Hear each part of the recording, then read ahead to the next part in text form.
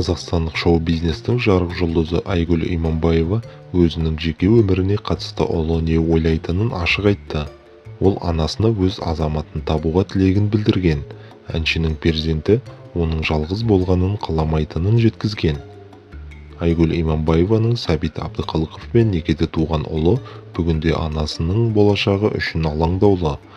Әкесінің жеке өмір құрып жатқанына куә болып отырған Аслан Әбдімүтәлиев анасына да жан-жағына қарайлап өз азаматын табу керек екенін алға тартты.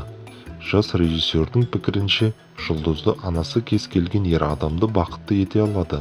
Ол анасын әйел затының эталоны санайтынын айтқан.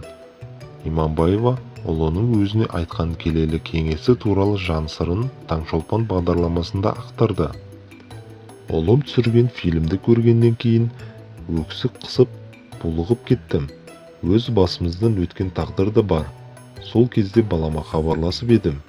Ол, мама, бірінші бір Алла болса, екінші апа екеуіңнің маған берген тәрбиелерің ғой. Сіздерге алғысым шексіз, деді.